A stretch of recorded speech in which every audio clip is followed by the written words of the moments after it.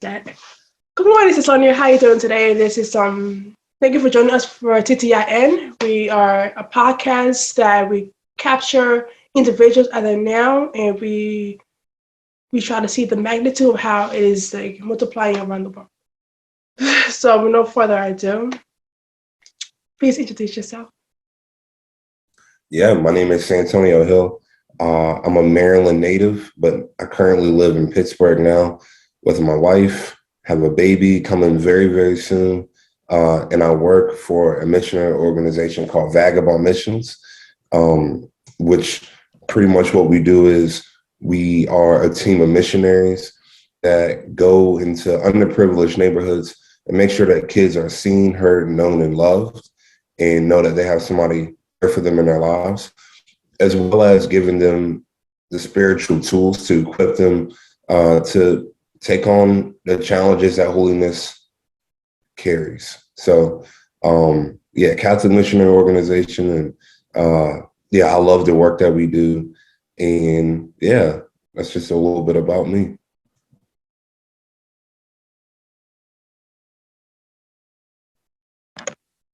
Thank you. That's a great introduction, and congratulations on the child on the way, or child has arrived on the way. Congratulations on that. No, what is your now right now? And what led you to your now? What led me to my now, and Yes. what does now mean? I feel like you told us you're missionary at just something. Yeah, so I'm a missionary at Vagabond Missions. Yeah, so that's your now, right? Okay. So tell us So what exactly. led me to that? Yes. Yeah, sure. So I was working in the Archdiocese of Philadelphia doing urban outreach for about 2 years. And I was working with the organization that I work for now. So I was working with Vagabond, getting them to come to Philadelphia where I was at. And yeah, it was working out fine for a while. And then there came to be the time of COVID, which was tough for everybody, I would say. And during that time, I yeah, I had a realization that, like, I think I want to go back out in the mission field in some way, but I'm not sure what that might look like. And because at the time working in Philly doing urban outreach, I was more like I wasn't the person doing the work on the ground. I was kind of like a guy in a higher position, and I was just leading trainings and stuff like that, which was cool. But I felt my heart just like desiring to be with people more. Um, and so I also was actually about to leave the mission field, even though I wanted to be with people. I wanted to be a nurse, and so I was discerning with nursing school and yeah, going back into academia, things like that. But George Floyd was murdered on TV for everybody to see. And being Black in America, I get tired of seeing that. I had to deal with seeing it my whole life growing up. And after seeing that, I said, I want to be a part of the change. I want to be more active in this role. And so seeing that, knowing that I wanted to be a part of, this direct change if I could, for whatever reason that won't be said, things in Philadelphia did not work out. And so I said, okay, that's fine. I'll join Vagabond and I work with them instead, because they do it. They're right now doing exactly what I felt like I'm called to do. Um, and so I joined.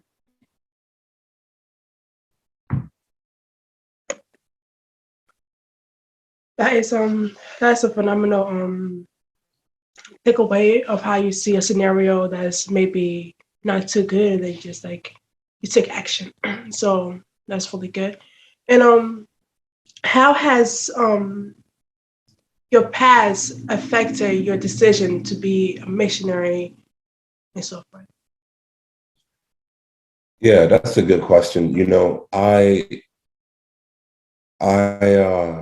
Yeah, so like I said, like, I grew up uh, like watching my Black people here in America, get killed, get dragged, get slandered, this, that, and the third. Um, in within police brutality. And so, I just felt all these emotions. I didn't necessarily know what to do with it. I was angry, I was sad, uh, just the rainbow effect of emotions. Um, and so, I said I need to do something about this because I had been a missionary in the past. I was a missionary for on a college campus, and although that was great, I really enjoyed my time. I enjoyed the work that I did. You know, I I had to fundraise my salary to do that. But yeah, it wasn't. It didn't. It hasn't fulfilled me in the way that Vagabond Missions has fulfilled me. I feel like I'm just truly called to that. But I would, as a Vagabond missionary, you have to fundraise your salary as well, just like I had to when I was a college missionary. And so that was in my mind, thinking like, ooh, you know, I had already fundraised in the past. Will it work again? I feel like I had already exhausted my contacts. I don't know how that would. I don't know who would want to still be, able to give in that way. But I mean, yeah, by the grace of God, people said yes, I want to give. Like I can't wait, um, and yeah, so I've been blessed once again, God is just seeing it through for me. So yeah.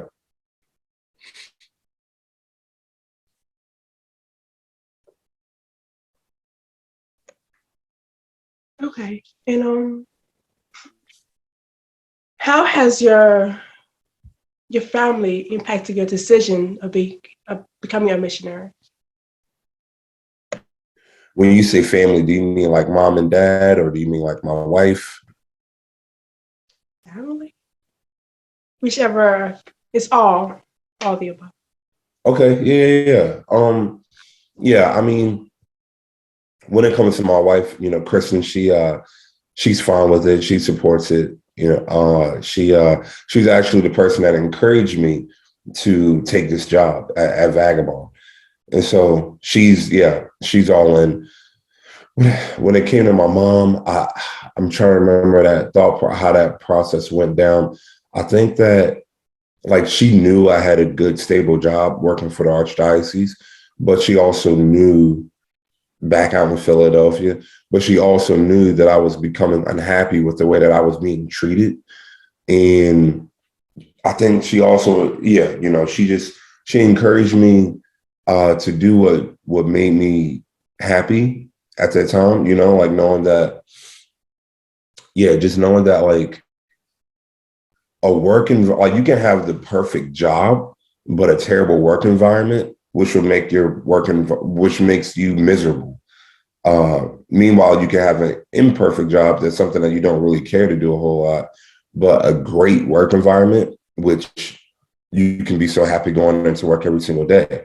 And so she understood that, and from her own experiences. And so she said, hey, if leaving is going to make you happier and joining this missionary organization, it's going to make you happy, do that. Just know that I can't support you. I'm trying to make ends meet my own stuff.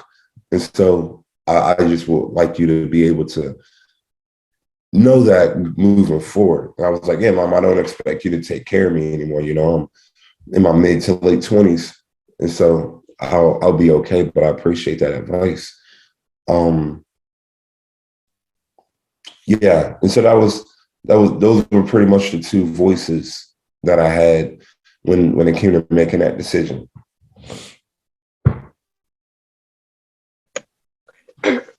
If it's about me asking, when you say unhealthy work environments, could you unravel what that means and so forth? Yeah, unhealthy or a healthy? The reason how you felt, you say you wasn't treated right. So, Oh, okay, yeah. So like so an unhealthy work environment, it can look like, not being heard. Like as an employee, you want to feel appreciated. As an employee, you want to feel seen. It's like the things that I talk about, that what we do now with our teens, our high school teens that we work with, we want to make sure they're seen, heard, known, and loved, and know that they have somebody for them. If you take all those things out of your work environment, if you're going to work every day and you don't feel like you don't feel like you're being seen, you don't feel like whenever you speak up and say things, you're being heard. Actually, things are just skipping right over you. You feel like you're not being known. You can show up every day and people might look at you, might not, but nobody's approaching you, investing in you. In love. Working for the working in the Archdiocese is working for the Catholic Church in Philadelphia, the overall head church in Philadelphia, and to not feel like you're loved by those around you, that it hurts. That really hurts. And then lastly, to feel like there's nobody there for you, that you can go to for any of these things. That's yeah, that's really that's pretty bad as well. And like as a cradle Catholic, growing up in a church my whole life, it was almost it was a big shock to me. I start working inside the organization, for the Catholic Church on a headquarters level, and you see the business side of how the church runs and the people who run it there in Philly. Your typical Sunday mass goer or your typical daily communicant, they're not knowing what's actually happening behind the scenes, and that's great in some ways. In other ways, maybe they should know some things. But I was able to see how things were made in a lab, and so when I say that, I don't mean my immediate workplace. My immediate work people that I work with, Jacob King, Megan Mastriani, and Amy Grace Miller, amazing, amazing people, love them, and we had each other's backs. But people outside and around that definitely made it difficult, very difficult, intentionally, seemingly so, for us to be there. But that's a whole can of worms. That for a different day, maybe off the camera. okay. And what could you give us an example of a healthy work environment that you're currently within? Yeah, a healthy work environment is, it's people that believes in you, somebody that believes in your capacity to work, somebody that really allows you to say, you know what, yeah, dream big. What do you want to do? What do you want to do in this position? What can you see? It's somebody, some people within your work environment that consult you, that say like, hey, what do you think about this? What you say matters to me and will affect the decisions that happen here. Everybody's valuable. Everybody's input matters. It means investment.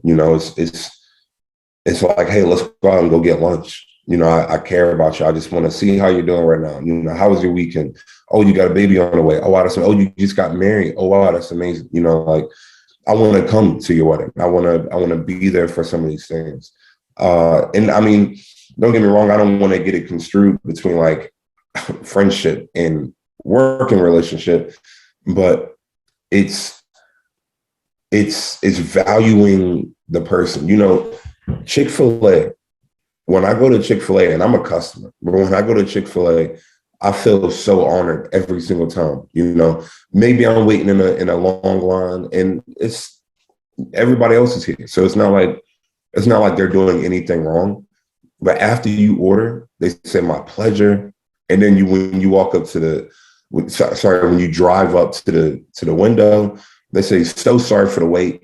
Here's a free ticket. Here's a free meal on us next time we come. Oh my goodness. Absolutely. I would love that. And you did, once again, Chick-fil-A people, you did nothing wrong. You just have a long line because you have a lot of people. But yet, here they are, just like going over and above. And so people, you want to feel appreciated. When I first got hired to Vagabond, they sent me a welcome package. They sent me a care package from Pittsburgh to Philly when I was still living in Philly. And in it had it had a shirt, it had a bunch of gift cards, a bunch of little knickknacks. And it was heavily related to Pittsburgh, but in it was a card, a little note, handwritten letter.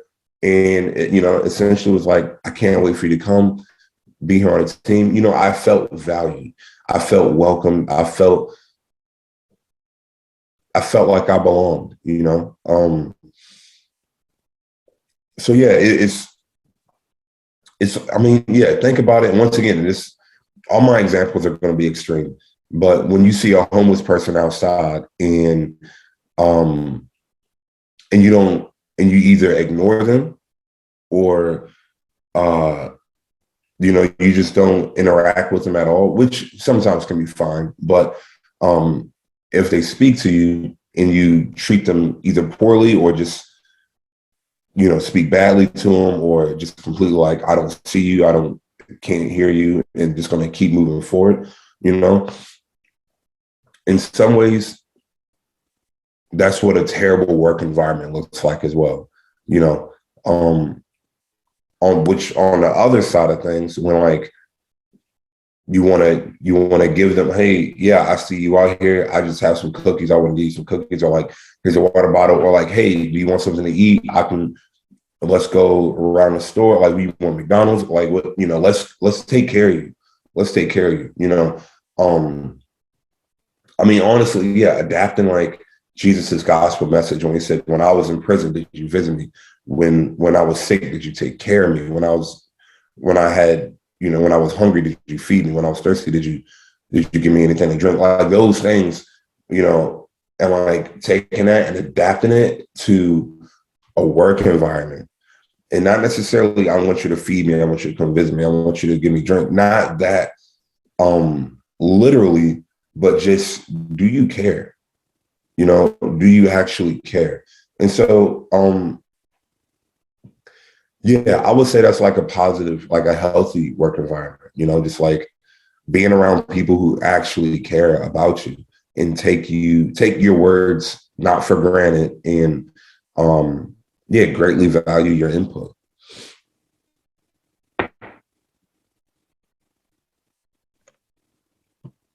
Thank you. Thank you. And I do hope all the audience out there are realizing what a healthy and unhealthy work environment is. And so you stated that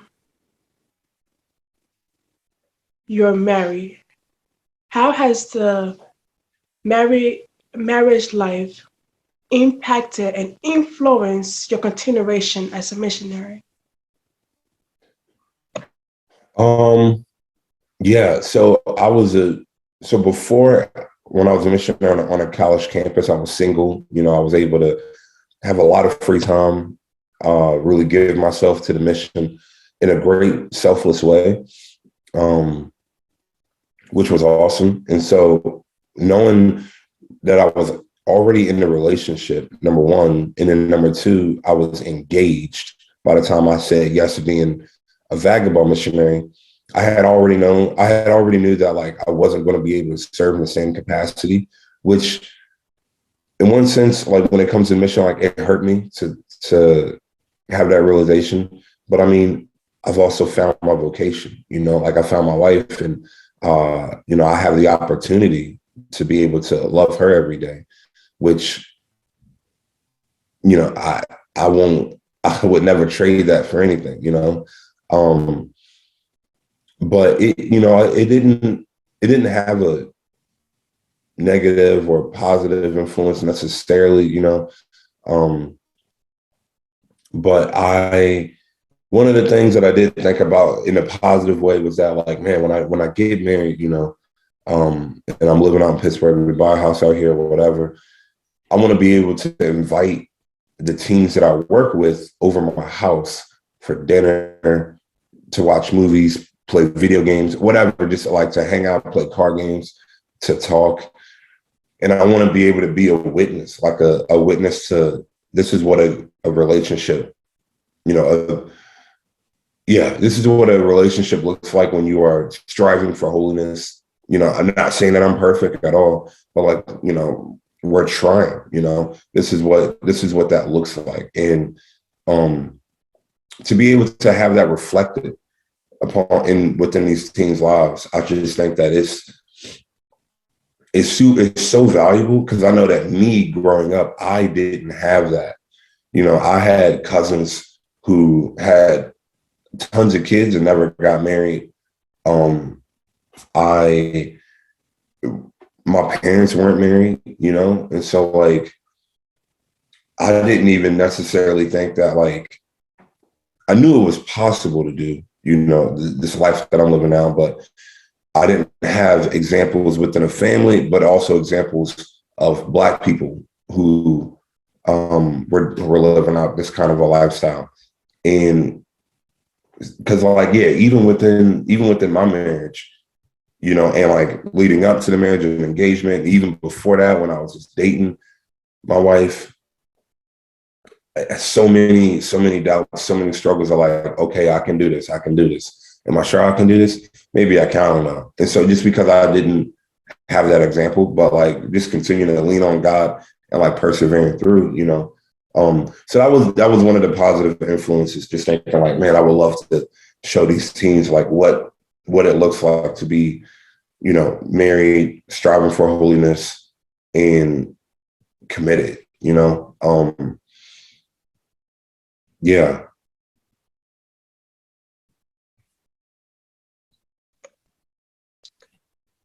That's phenomenal.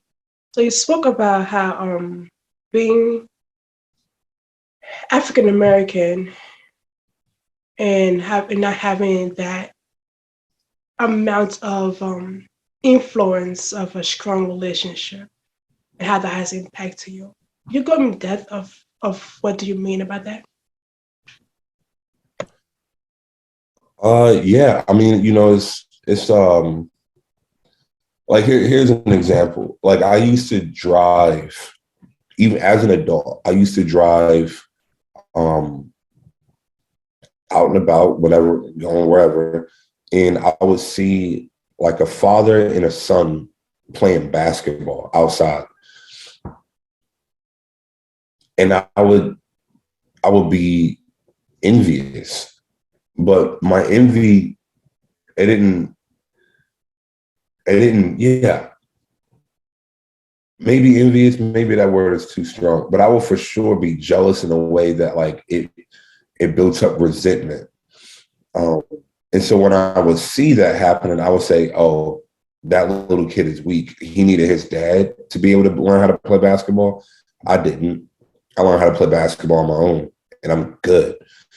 Um, and so it racked up a bitterness within me.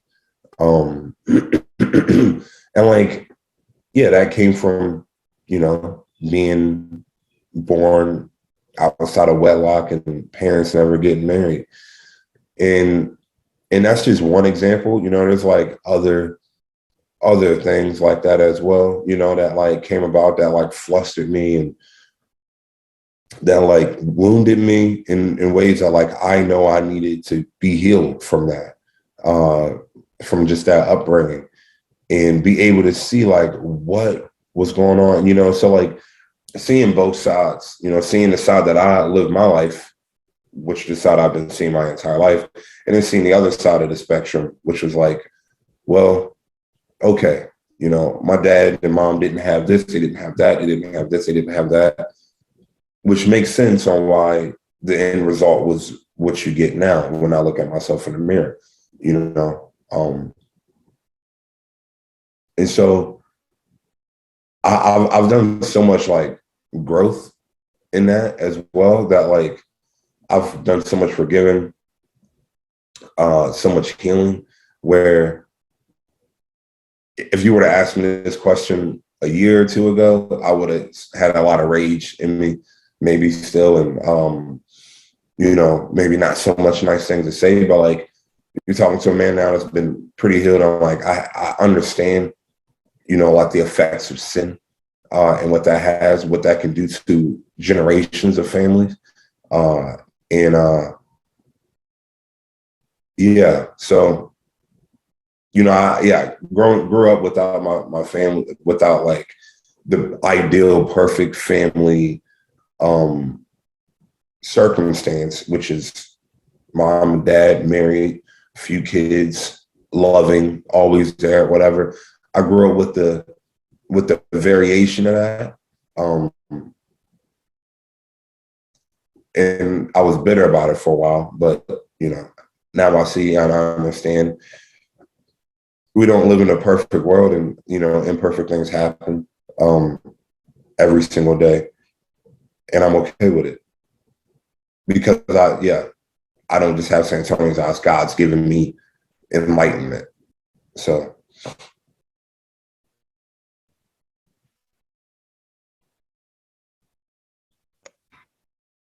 Okay. And we say that perspective is hard. So my question is, do you think of a family that is not like a mother and a father, is that more severe within the Black community, or would you say is variety of community? Oh, okay. Like not being married, like not having your mom and dad married. I mean, yeah, that's a good question. You know, like I would say it's a variety of communities for like in today's world for a bunch of different reasons. But I would say like starting off in America, you know, like I will say starting off in America. I mean, it starts from the way this country was built, really, you know, in terms of why aren't Black parents together. So I mean, and I can take it way back. I've done a little bit of studying, not a whole lot of research, but you know, when Africa was invaded, they brought over men, women, children on slave ships, and you know, some of those families were separated right there. You know, that was some of the first signs of separation. Whether some like family members were taken away, were separated there, or you know, they brought the husband and the wife with them on a slave ship, but one died and the other one survived. That's a separation. Even when you got to America and they were being bid on and sold, that is a separation of families. You know, even have like, okay, here's this random woman that you don't know, as a slave, and you're being, as a man, put in this shack, and like, all right, this is going to be your new family. So it's like, okay, now I have a whole new family. This is strange. And you're being told like, all right, live here, procreate, make kids, because we need more workers. We need more free employees to work for us here on this plantation.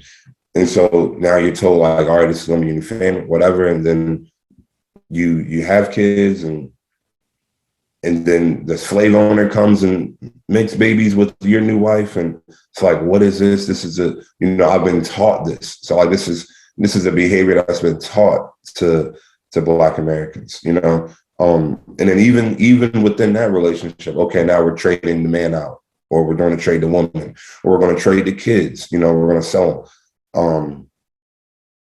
You know, so it's like it's deeply embedded, that behavior, you know, is deeply embedded. And but I mean, I can only really speak for Black Americans, you know. I can't speak for any other cultures. But I do know that in, you know, like certain Spaniards, you know, they adopt certain mentalities, and that's just from a friend that I know. She told me about the culture, and I don't think she speaks for every Spaniard either. You know, I'm just hearing a little bit here and there. I know that Mexicans also live a certain lifestyle as well, but once again, you know, that's because I have friends who are Mexican. And once again, they don't speak for the entire population, you know. And so I think maybe just to encapsulate it all, I just think that now we just live a lifestyle here in America where, and potentially like around the world as well, where like you want to live life without the consequences that life gives, you know? And so like you want all the pleasure without the actual result. You want to be able to stop and hold results to satisfy you and your needs. And so you're not truly willing to live out life to the fullest on a natural level. And so I think that's the reason why you have the hookup culture today. You know, everybody wants to just feel good, and nobody wants to actually step up for, you know, certain natural results that will happen. And yeah, every people just want to, you know, live really fast and die young. You know, I don't know how many times I've heard that in a song or in a movie or whatever. But you know, when you become relativistic, you lose the compass of truth. You know, your truth compass gets really out of whack, and you don't know up from down and east from west, and you know, people start walking backwards because they're like, what is truth again? And so people start making up their own truth, and they do their own things. And yeah, it's really because people don't like to be told no. And people are like, oh, well, I want to do this. It's like, okay. You know, so yeah, a multitude of reasons, but yeah.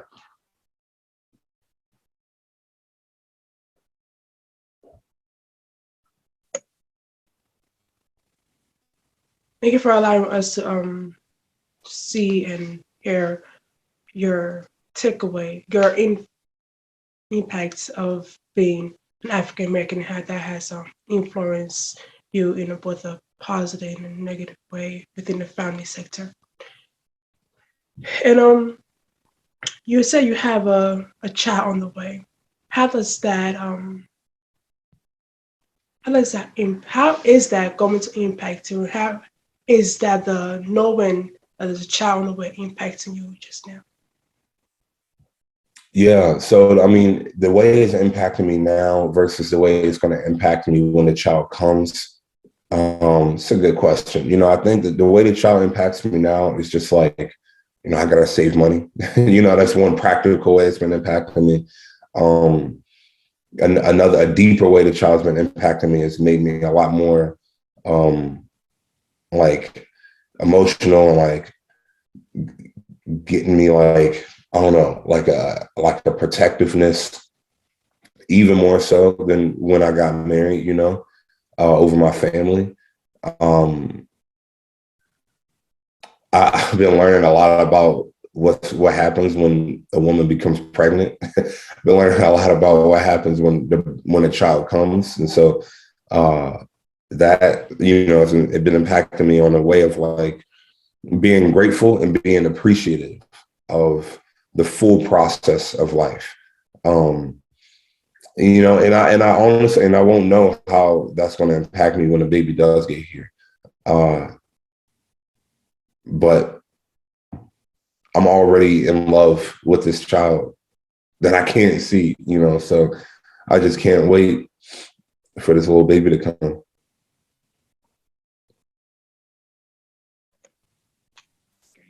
Babies are good. Babies are amazing. And could you tell us who has the most influential impacts in your life? I mean, it's God the Father, hands down,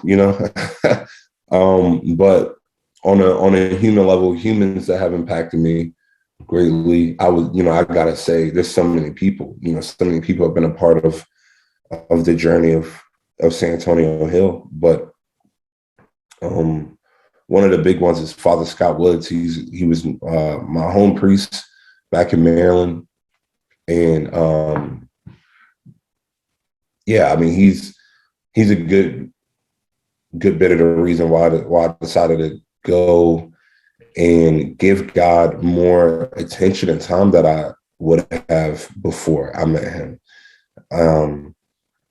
Yeah, his investment in me, him not like giving up on me whenever he would see me falter. Uh, he was just a persistent man. And even, there's so many people from my home parish back in Maryland, Mr. Nace. Mr. Nace, he like taught me how to be an altar server. And I learned great habits from him as well, just in terms of like being a gentleman, in terms of being yourself. Because he played chess, and like typically Black kids don't play chess, but he was like, oh yeah, I play chess. I think it's good. I think it's cool. And I'm like, oh, okay. Yeah, maybe I'll start doing things that I truly think is cool and not being afraid, to say it out loud and be myself in that manner. There's another gentleman by the name of Rourke Brown. I would say he had this evangelistic go-getter mentality that he just saw something in me and didn't want to let it go. And he also wanted to make sure that he just spoke truth into my life any moment and chance that he could get. And then there's his family back home as well, the Olins, John and Nan, sorry, John and Nan. Oh, wait, no, John and Nan. Yeah, John and Nan Olin. And then his brother, Rich Olin. And just, people who deeply invested in me. They wanted to see, me in a relationship with God, and their investment just means so much. So that's just the Maryland folks. There's many priests in my life that have been so influential to me as well, especially in the DC area. But yeah, that's just a few folks. There's been so many.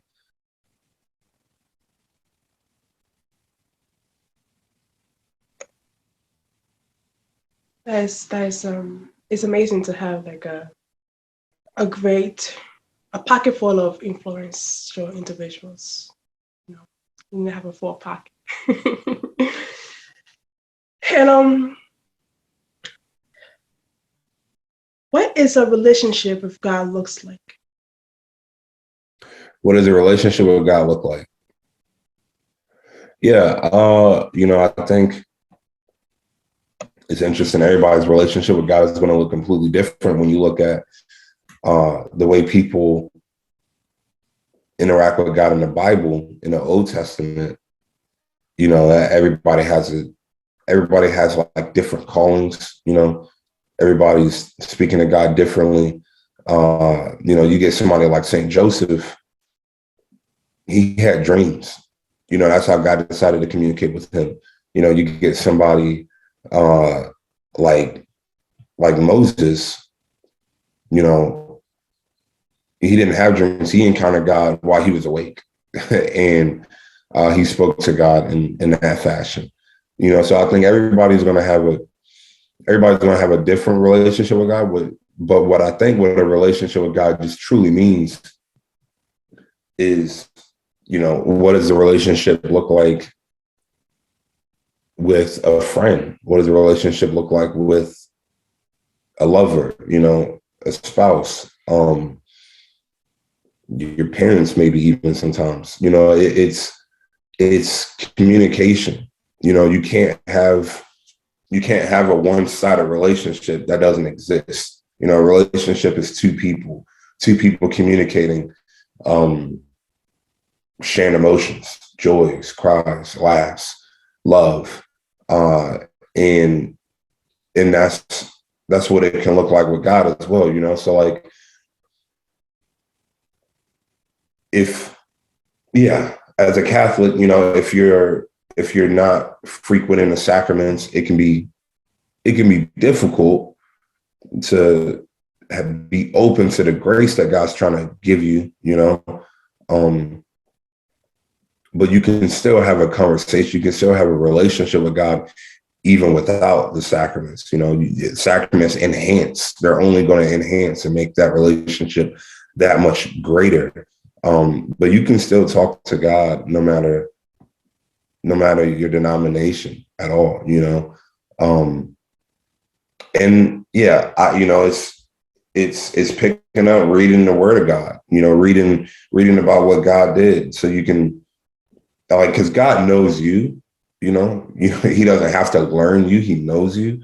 But you want to be able to get to know God. And so what does that look like? How does that look like, you getting to know God? It's picking up the Bible, reading His Word, learning about who God is and what He's done so far.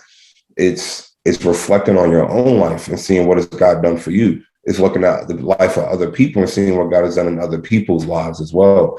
And it's talking to people about their story, about their testimony, and being like, wow, I'm amazed at God, who God is and what He's done. And then from there, it may sound strange to a non-believer, but it's literally having a conversation with God. That's what that relationship can begin. That's how it can begin. And then from there, like, as you're talking, you're slowly able to unravel what the voice of God sounds like in your life. Some of it can be a well-formed conscience. Some of it can be, certain nudges from the Holy Spirit. I remember there was a time where I would sleep on the couch and I needed to be up by like 5:30 to do something, 5:30 a.m. And accidentally fell asleep on the couch, didn't know where my phone was, so my alarm wasn't going to go off. And I felt a tap. And I was like, somebody's in this house right now. What's going on? Who's around? I thought maybe it was my wife upstairs. Nothing. Nobody was there. And I'm like, oh, it had to be my guardian angel, or like maybe it was God, I don't know. But like, I was able to wake up in that moment. I was like, all right, I'm good. It's time to go and do the thing that I was supposed to do early in the morning. But I mean, yeah, a relationship with God, it's, like, God is our creator. And as our creator, you know, one day we'll die, right? You've seen that. It happens. And if it's true, if heaven is real, God created this place for us to live in all eternity. Like, wouldn't you want to know the man in charge? Like, wouldn't you want to know the person who created this place? Like, there's there's no way I wouldn't want to know this dude. Um, but overall, I mean, God is a God of love. And like, when I notice that I'm going away from God, I'm feeling a lot of more negativity in my life. And whenever I decide to, move closer to God, then I'm feeling not always better. Sometimes the suffering is still there. Suffering still happens in my life, but I at least have peace. And so, yeah, relationship with God, it looks like peace that everybody can have.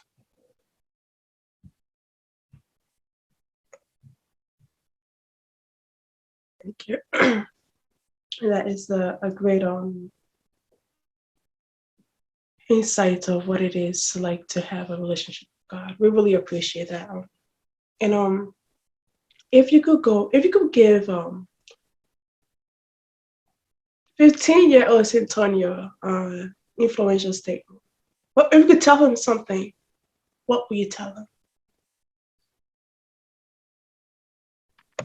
That's a good question. I don't really know. I don't think I would say anything. It sounds lame, but like I don't know. I just don't think I would say anything because like he was a kid that had to figure it out. You know, he was a kid that needed to fail. He was a kid that needed to um experience life to be able to know the gravity and the values that he has now.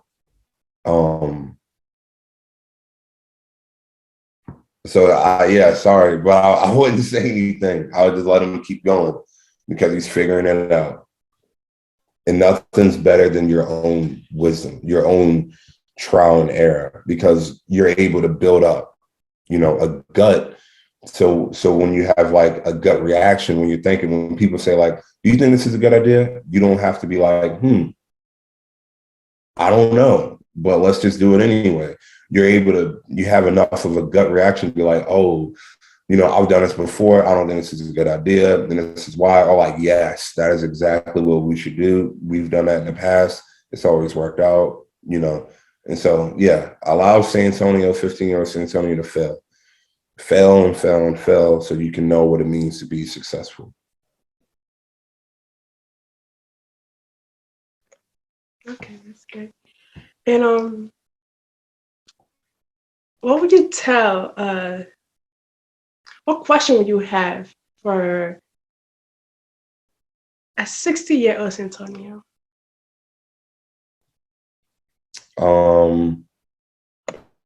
16-year-old San Antonio, I was a junior.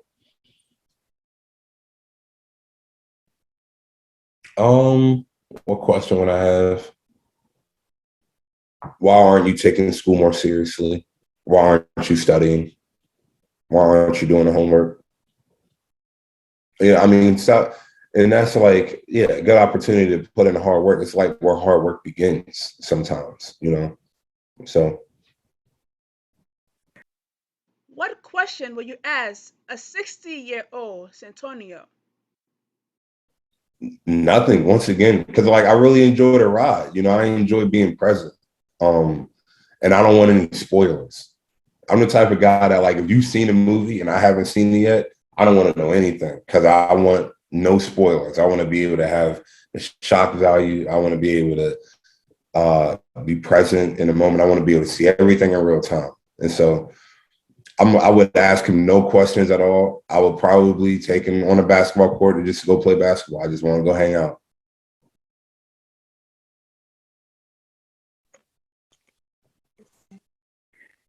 And for the audience, what influential statement will you have for them?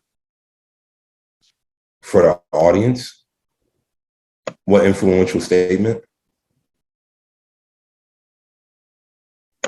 Like a motivational statement for the audience.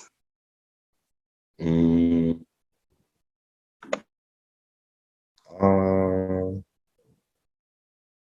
I don't do those things. I don't know.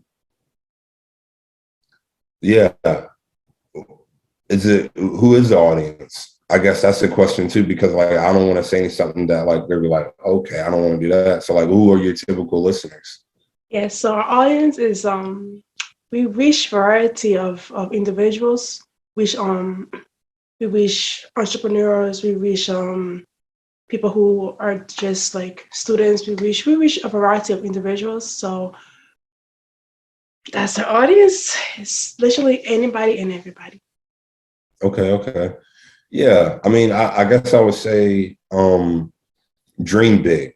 Dream big because nothing comes from dreaming small. Nothing comes from being mediocre. You know, you dream big, you'll be able to see how God works in that. And just yeah, put no boundaries on yourself, put no limitations on yourself, really try to do that thing that you've always wanted to achieve, and like just go for it. And don't be afraid to fail. Failure is amazing. It's an amazing thing that can't be taught, because from that failure, you're able to then find more motivation and recognize, like, okay, that was wrong. Let's go back. Let's take it back to the drawing board. So continue to dream big. Always dream big. Always dream big, and don't be afraid to fail. Because yeah, so in order to get my wife, I had to ask out many girls. I failed many times. I got rejected many times, but I knew, I was called to marriage. I had already did the seminary thing. I did that for 4 years. God called me out. And so I said, you know what?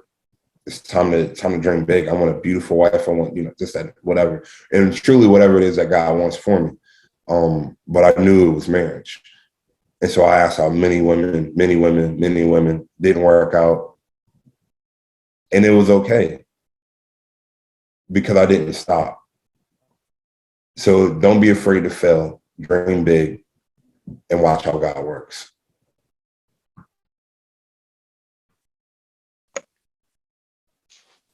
Thank you so much for that. And I hope you all out there are allowing your dreams to be bigger than you can ever think of, no matter what kind of dream you may have. Just fight for it. And we, TTIN, would love to thank Santonio Hill for allowing his time to be now, to be captivated by us and allowing us to be a witness of such a phenomenal now. And the time is now for you to focus on dreaming big and allowing failure to be accepted, because life is not life without failure. All right, thank you so much, Antonio, for allowing us to have you here.